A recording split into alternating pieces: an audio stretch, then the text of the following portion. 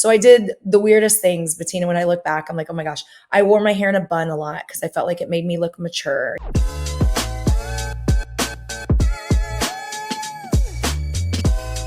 Hi! I just want you to know how much I appreciate you for your time today. I know you're so crazy busy. Oh, it's okay. I And had time, so it worked. yay. Well, I went to the right person because you're so good about delegating your Yeah, stuff. I was like, you said yes. I said, all right, I'll call Mike. I'll reach that's out to right. Mike. Good. Okay, so let's talk about you. Okay. 19 years in the real estate Ooh, industry. After getting a degree in psychology, and human which sciences, which I use every day. which makes so much sense on why you do, because like this, you're in like the business of humans, and Right. us humans can be crazy just for and I feel like you use it with me when you talk to me, and I benefited from it greatly. So thank you for that. 5-time Best of D winner, 3-time top 500 Real Producer winner, while specializing in residential sales and investments in Jacksonville and the Dallas area. Are you still in Jackson, doing work in Jacksonville? Have a I do team a there? little bit. I'm actually still licensed in Florida, so I'll do a couple of deals a year in there, but I don't proactively seek it. But I'm actually licensed in Florida, Oklahoma, and Texas. So primarily my business is here, obviously, but I'll still sprinkle in. I'll have people come and want to do something. So yeah. I love it. Yep. Okay, so tell us about your history in real estate. Yeah. So you see that I have a degree in psychology and human sciences. I was determined to be a counselor. And so my senior year of college, my brother became schizophrenic. And I was like, you know what? I have my own 24/7 patient. So I thought about getting a third degree in real estate. And I was like, why would I do that? Like, I don't even need to do that, you know? So um, I decided I was going to go make some real money, Bettina. And so the way that I did that was I just started doing real estate. And I was really reluctant to do it at first, but I just decided that that's where I had some passion. And I interviewed with the local brokerage that is an independent brokerage, very similar to like Ebby Holiday here. And I met with one of the agents, and she was like, "Yeah, they'll hire you. Go ahead, do it." And so that was it. I jumped in feet first. I love it how like brand new agents, they feel like they have to interview. They're like, do you think they'll take I us? Do you know. think they'll take me? Yeah, it was quite comical. After about a year and a half, I was like, I think anyone with a pulse and a real estate degree could have came on here, but Pretty it much. was, it was really cool. I was 21, so I was by far the youngest person. Most of the people in my office were middle-aged women, and it was just a very different philosophy in the real estate industry. Like we had to wear pantyhose. You couldn't wear jeans. If you wore jeans, you went through the back door. I love the professionalism, the level of professionalism that was in real estate at that point. But what I think that we've grown as the industry is just like the collaboration. When I started, it was just very judgmental, like, oh, those shoes are going to hurt your feet, or, oh, you think you can do this and you think you can do that. But I loved it because it fueled me to try to elevate myself to these people who had been doing real estate already for 20 years. So I did the weirdest things, Bettina. When I look back, I'm like, oh my gosh, I wore my hair in a bun a lot because I felt like it made me look mature. I wore pearls. I door knocked the heck out of every neighborhood. I did the recipe cards, like everything that you could think you did in real estate 20 years ago. I did it. So What do you think was the one thing that made you the most successful? Was it the bun, the pantyhose, the pearls, the recipe card? Like, what was yeah. it? I think that it was just me taking the time to educate myself to level up, right? I tell my team now that competency breeds confidence. And I didn't have confidence in real estate because I didn't know what I was doing. The biggest platform, and I don't know, Bettina, how long you've been in real estate, but the biggest platform that I utilized was Active Rain. Do you remember Active Oh Rain? my gosh, yes. I do remember Active Rain. So I spent hours upon hours upon hours on Active Rain. Bob Stewart, who I'm Brittany Stewart, was on there. And I just thought this was the coolest thing ever. They gamified. So they incentivized you for blogging, for commenting, for researching, for helping other members out, for sending referrals, for all of these things. And so, I tried to make a big splash in terms of learning what people were doing. And California was far more advanced than Florida was in real estate, but I spent a Mhm. lot of time educating myself and learning and really getting a philosophy of what it looked like to be a successful realtor. So Oh, I think that, and I had no database, right? Like I had an Excel spreadsheet, but who did I know at 21 that was going to buy real estate? I lived in Jacksonville. I didn't know anybody. So what I focused on doing, I think I joked with you the other day and said this. I went through the phone book. Yes, there were phone books still. And I went through the phone book and I added every Stewart that I could find in the phone book. Really? Dead serious.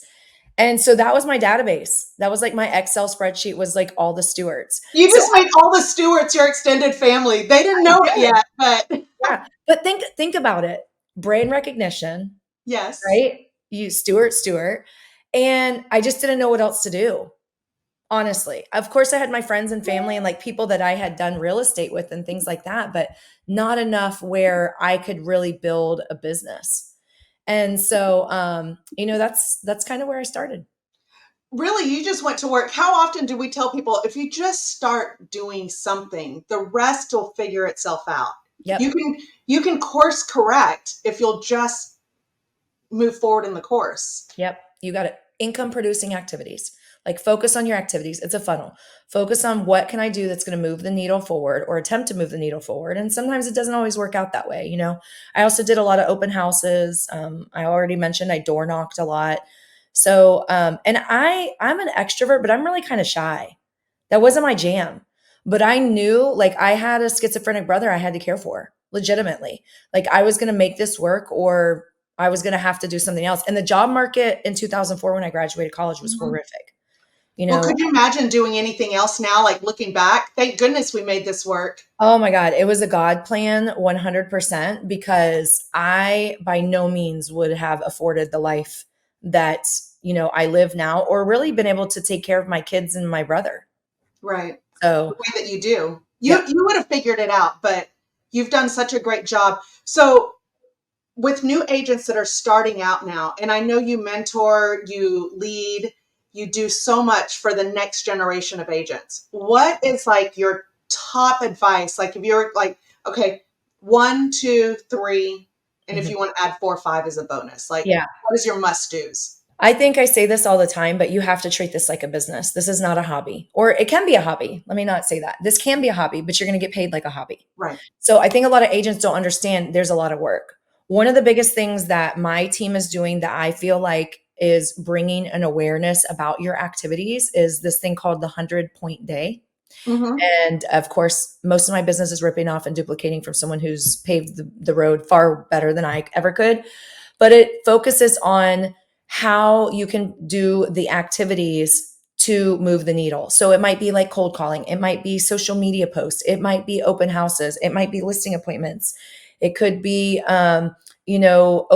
looking at current inventory, whatever it is, but making sure that your day matters. I think that if you are not disciplined enough, which most people are not, Right. disciplined enough to time block or to do the things that really matter and focus on doing that, it's really easy to, the killer of success is delusion, right? So it's really Huh. easy to think you're making calls, to think you've spent 4 hours prospecting. And then you really go back and look and you're like, no, actually, I spent 12 minutes. Like, no business is going to run off of 12 minutes of preparation. Of So, actual call time, like you you were looking up the name of the person to call, you were like opening up your database, you were like perusing through your CRM. But if yeah. you actually, how many calls did you actually make? I totally get that. So you gamify it. So is it like 1 point per activity, or do certain activities get more points than others? How Yep. does that work? Certain activities are weighted higher than others, and like listing appointments, obviously, it's kind of like the funnel. You're working on getting people's information and contacts. Then you're working on connecting with those people. Then you're working on getting appointments. Then you're working on contracts. Then you're working on closed. So it's all just a funnel that narrows it down. But it's a lot of different things. So it might be social media posting, or did I do so many of this? Did I have so many calls? Did I have so many conversations? Did I feed my data bank? Like all of those types of things. So it's just little gamifying of reactions. And sometimes I'm not going to lie. I tell my team this, like, sometimes I have a hard time getting 100 points a day. Yeah, But you got to stay and make the calls or do the small things until you get enough points to be done. right. So Well, and just the fact that you have more clarity, because sometimes we're like, oh, we have to do just this one thing, and it is all these things that need to get done. But I love that. I was like, a listing appointment. How many points is a listing appointment? 25. 25 points. Like that would motivate me to go on listing appointments just Right? so that I could start like seeing that on my schedule. Can you That makes imagine? it more fun. Yeah. I want a copy of that cheat sheet. Yeah, of course, I'll give it to you. It's the 100-point daily success checklist. And so we started off integrating it 1 day a week because it is pretty tough. Yeah. So make a goal for yourself. Do one time a week, then 2 times a week, then 3 days a week until you work up doing it 5 days or however much you do. And you probably saw that my team, we just played pickleball, right? Yes. We have a very dynamic and awesome team. I love You them. do. You really And do. You have amazing people, like community of folks who are just genuinely big-hearted folks that yes, like to work and help others. yep, by design, by the way. And we can talk about that too if you want. But so I was like, great, like we all want to play pickleball. I want to play pickleball. I want to have a margarita and some chicken and pickles with you guys too. But guess what? You got to have your 100 days done 3 days this week. And so that's what we did. Just little things like that to make it entertaining, make it fun. But the accountability factor is another huge thing for newer agents, right? Yeah. Joining a team builds in accountability. I tell my team all the time, if you're going to go to the gym by yourself, how often are you going to get there? But if I'm going to meet Bettina at the gym, I'm going to be there, right? Because I don't want to let Bettina down. So it's the same concept of weaving that and accountability into your success works really, really well. You have never let me down. I appreciate you Oh, for of that. course, of course. Well, integrity is big for me. And it's big for my team. And I'm glad that you said that. We have core values that we live by. I follow the EOS model a lot in my business. It's really helped catapult my leadership skills for building a team, which I'm pretty new to actually building a formal team. And we want people who are going to work and live and have the core values that we do. Not everyone who wants to be on my team is on my team. We have to make sure that they have integrity. And it's funny because I'll call them out and like we joke and we have sarcasm too, big time. We're a fun group. But I'll tell them okay, integrity is our number one value. So if you say you're going to do a 100-day challenge 3 times this week, you committed to the team. That's really important to us. You got to do it. Right. So Do what you're love going to say what you're going to do. 100%. So, why did you choose the EOS system? What was it about the EOS? Because there's a million systems out there. What was it about the EOS system that made it special where you're like, this is the one that I want to build my life and business around? Yeah. So I'm at EXP, obviously, and my upline is Kyle Whistle. And I'm really big into giving back. And we had a member of our group who unexpectedly got diagnosed with brain cancer. So they did a fundraiser. And I feel like the fastest way to accelerate your business is to find someone who's already done it. And so I was like, you know what? Kyle was gracious enough to say, hey, someone can come to my office and I will give you everything that I have. Bring it, come on. And I wanted to donate, and give back. And so I did. And Kyle runs his team on that. What I really particularly liked about EOS was that it is not industry specific. So in real estate, we reinvent the wheel all the time. Yeah. We run this industry, we run our business, not always the most efficient way. Right. And so Kyle runs EOS and I was like, he's got to be onto something. Like, why am I over here struggling, trying to figure out like, what are my core values and what's my business plan and how do I do this? And so there is a series of books and one of the easiest ones to jump into is What the Heck is EOS? And so I started by reading that. Now you can hire people. EOS is like this really legitimate thing. You can get fraction shares. You can get people who come in and analyze your business. I'm financially responsible. So at the time I was like, I think I can buy the books on Amazon and teach myself. And so I did. I read Traction. I read What the Heck is EOS, Get a Grip. I read all of the books that are basically the EOS model. And they What have was the other one? I've got What the Heck is EOS, Traction, Get a Grip, and they have tons of other books, but Okay. Gino Wickman is the main author in all of these books. Rocket Fuel, you guys, I'm sure that's a mainstream one. You've heard things like that. So Mhm. they're a whole series. And then they have tons of tools on, I think it's EOS Worldwide is their website. And so there's lots of free There's lots of free things. Yeah, it's eosworldwide.com. There's tons of free tools and these systems that you can do things. Bettina, we talked about it, a people Yeah. analyzer, the quadrants of what you love and what you hate and what you do well and what you don't do well. So when I started plugging in, I was like, oh my God, this is my jam. I had never heard anybody talk about it before. I'm like, how? How have I been in real estate for 20 years and never heard anyone say, oh, hey, and by the way, let's run your business like this? And so I just dove in. I got my director of ops and my executive assistant to read the books too. My team has all read What the Heck is EOS, so that we're talking the same language. Yes. But there's all kinds of things. The biggest core that I found was, how do I keep having these people in my circle that don't stay or don't match? And Mm. so doing your business plan, they call it a vision tracker. Doing the vision tracker and getting really really clear with yourself on what your core values are and what's important. And then again, that psychology of me is always right there. I Yeah. value integrity and independence. If someone doesn't do their job, it irritates the crap out of me because then I have to do your job, so I can't be independent and do what I want to do, right? Right. So I'm constantly using those metrics for my gauge on how I deal with people and how I self manage myself. Like, Yes. why is this person bothering me so bad? Well, because they said they were going to do something and they're not doing what they said they were going to do. Right. Right. Yeah. So I really, really dug deep with my team, my core people, on what was important to us with those values. And I don't waver from it. You don't value hard work and education, or you're not open-minded enough to know that someone probably, you can learn from somebody else, you're just not a fit. And it's not a good or a bad thing, but it's just like, you can't be in my circle. Right. You're not judging. You're Right. just acknowledging. Exactly. And I think it's been really, really good. Like, we can do this on a personal level. We can do this on a relationship level. Mhm. We can do this on a team member. We can do it on staff. Like, there's so many different things that you can do, but it just really helps the puzzle pieces fit together a little better. So, what other advice do you have for new agents? Find somebody, find an accountability partner. I use my VA as an accountability partner for myself. Like, Yeah. hey, hound me. If I don't do this, let me know. Like, Yes. and we use her sometimes for the team. The team says they're going to turn things in, like their numbers, which we use traction through EOS, and you're not doing your numbers, then Tracy's going to call you. Perfect. So find somebody that's accountable. Listen, your kids are great accountability partners. I love how you integrate them.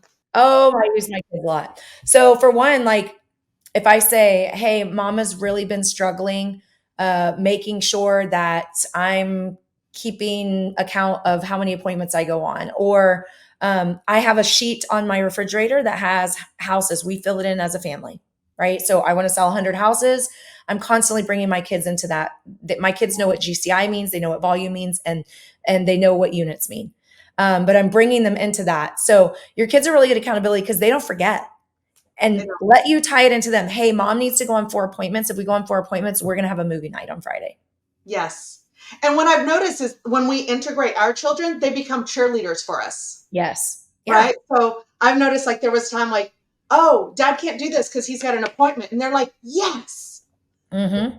Right. Yep. They weren't bummed about it. They were excited for him. Yep. 100%. And I think also being a real estate family takes a lot of sacrifices on everybody's ends, right? Your spouse, your kids, the parent. And I think that having them understand that there's a bigger picture other than their immediate needs of why you're doing what you need to do, and keeping track of that, to hold them accountability is huge integration. That's such a great life lesson for our children, for us. Like the fact that they can learn that there's something outside of them that's important as well, and they get to be a part of it. Yep. I know I've done real estate wrong, right? We all have. I don't know. There's people who will say, you can't do real estate wrong. You can't do that much production wrong. I've done that much production wrong. Right.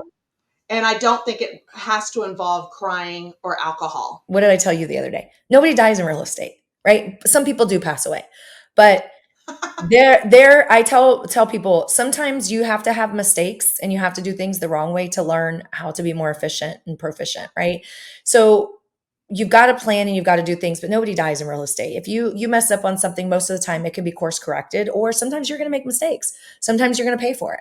Yeah. Well, I think also our industry teaches us like they talk about having balance or whatever, but in reality, but when you hire a coach, not all coaches, there's some great coaches out there that really Mhm. are really good at helping you stay to your why you got into real estate in the first place, which is for most of us, it's some kind of freedom to be with our kids, to do something things. Right. But I have to say, initially, I what I was doing was pulling me away from what was important to me. Mhm. And I know that that's what we are so good about, is staying true to what's important to us while building a successful people, while serving our agents, our clients. And you do that so gracefully. Oh, And I'm thank not saying it's perfect every day, but you you. do it very intentionally, and you have designed it so intentionally and perfectly and beautifully. Yeah, thank you. Well, I think going back to newer agents, you become a slave to this business at first because you're so motivated by the money, Yeah. right? And that's great. But at some point, you have to start protecting yourself for your mental health and burnout, your family, and what's important to you, whatever that may be. So I work by the calendar all day, every day.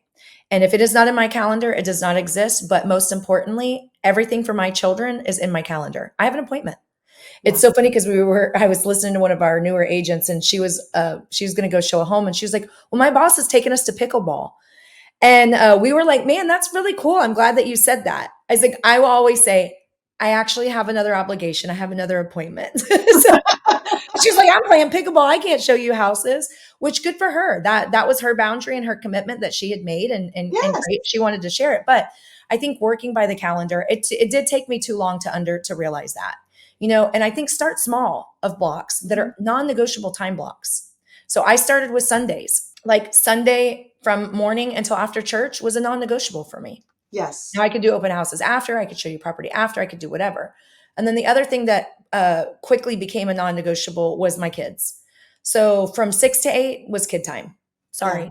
And I am a night owl, and I do feel like what you were talking about, coaches and real estate, drowns in your head all the time that you have to have a miracle morning and you have to do this and you have to do that.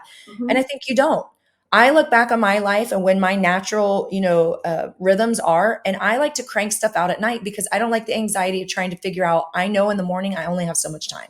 Right.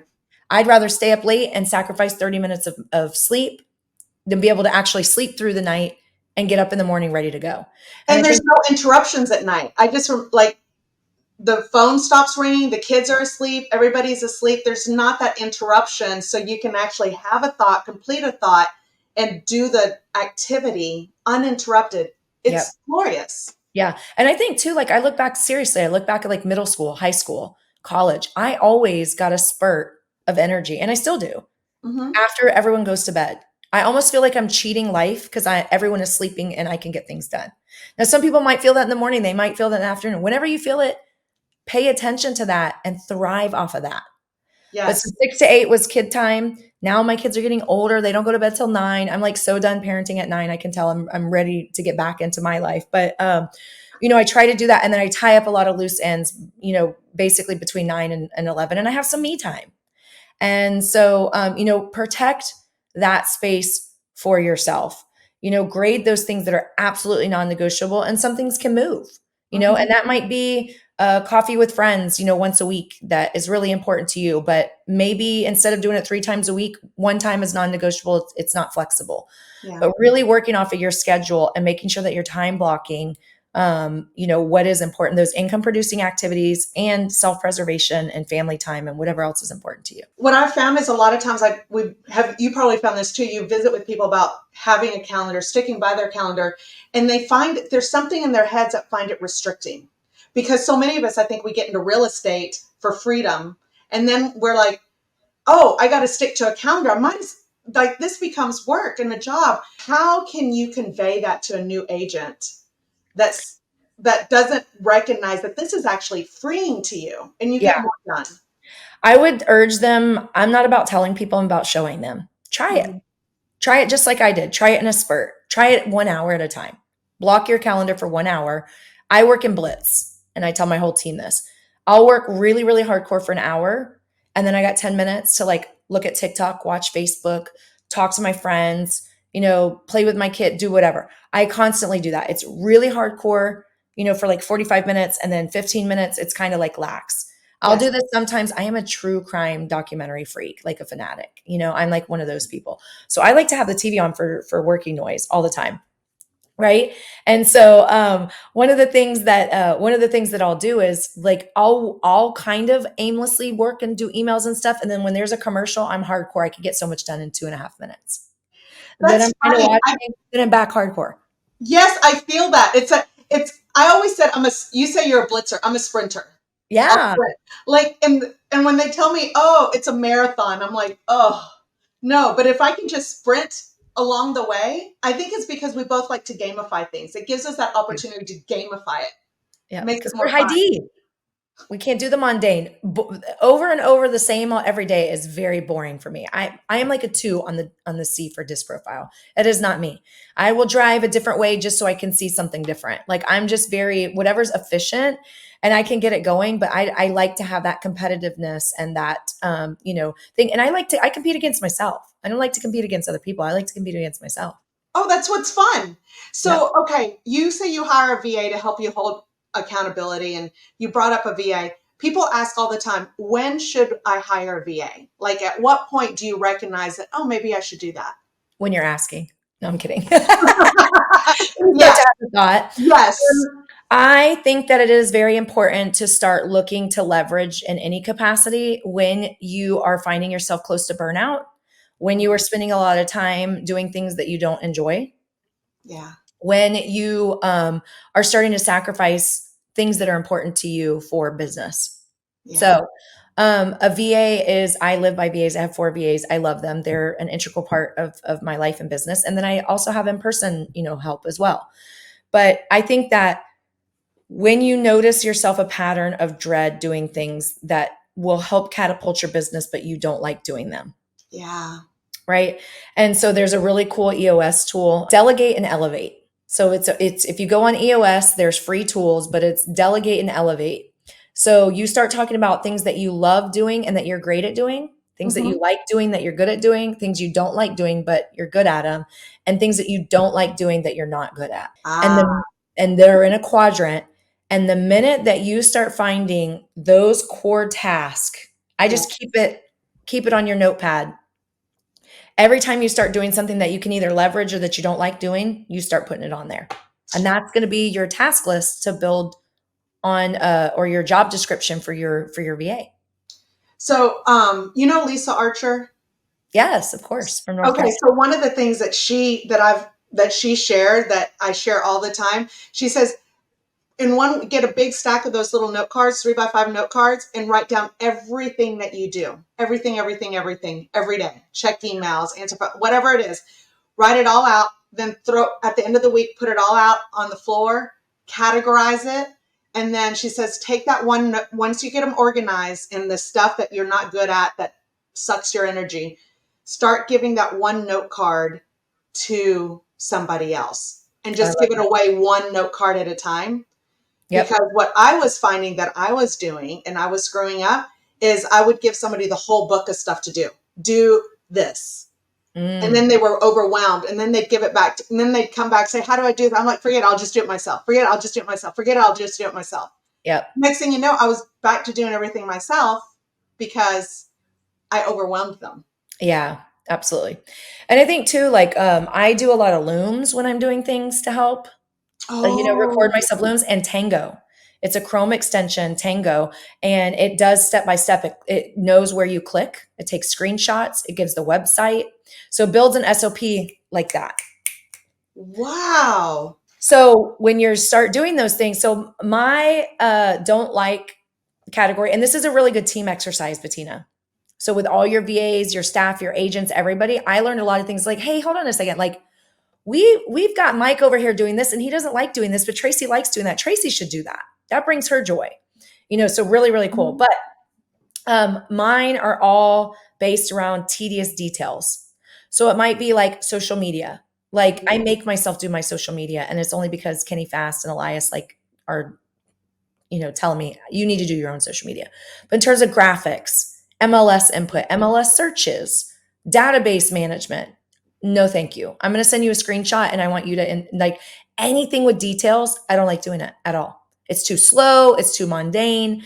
You'll hear also the theory of find out how much you're worth an hour. Anything Mhm. below that you can offload. But I'm a really big believer in there's gotta be some logic around it. But I think that real estate is so easy to burn out and you have to trust your gut and the feelings. Things that you don't like doing, you got to get rid of. Yes. No, we got to eat the frog. Like, there's some things that like I can't say, oh, I don't like doing listing. Well, I can say I don't like doing listing appointments, but if I don't do listing appointments, there's going to be a financial consequence. Now, Right. do I like preparing for a listing appointment? No, I do not. Do I like prepping the listing paperwork? No. Okay, easy. My VA does that. Do I Yes. like sending an a calendar invite and reminder? Absolutely not. There you go. So all of those types of things around a listing appointment, which is a huge income producing activity for me, but I Yeah. don't like doing all the tedious, detailed paperwork and all those things. Great. But you can So, just show up, have it all magically done, show up and be there and be the expert in that in your yep, field. I do. And you know what? That gives me more time and energy to focus on my objection handling, my craft of my listing presentation, what I do like, what I don't like, all of those things to go and get those listings, which is And get your really, 25 points. and girl, that 25 points is like so exciting. I'm like, oh, I'm gonna use today as my 100 point day because the thing is, you want two listing appointments, I'm done for the rest of the day. And I tell my team, if you do a 100 point day and you get it all done, and that's all that you're going to give for the day, and you get it done in 3 hours, be done. Go Right. treat yourself. I guarantee if people followed that 100 point day or hyper focused on the activities, the income producing activities like that, you could do this part time. Oh, and that's how people do it part time. And I love that you're not just saying 100 points 5 days a week, seven every single day, 3 days a week. Yeah, because it is tough. But you know what happens? You get so used to that rhythm of Yes. focusing on, what you focus on expands, right? You get Yes. so focused on seeking and searching the income producing activities that your mind is going to gravitate towards that. But I'm not going to sit here and tell you it's not hard. It is. Some days I struggle. I Mm. love when I'm at the office and I'm getting ready to leave and I have two agents sitting there who said, "You know what? Today's my 100 point day and I haven't gotten it. I got to crank out some calls." So, That's that's where they compete against themselves. yep. Yep. And it's also where those are going to be the successful people, you know? And it Okay. is. The people who are focused on the income producing activities on my team are the ones who are making the most amount of money. Okay, that brings me to every so often you meet somebody and you're like, I feel like this person is going to kill it. Have you found any like common denominators on, oh, this person, I feel so confident in them that I'm excited for them. And on the opposite, when you meet somebody and you're like, oh, they really just maybe just need to call it a day.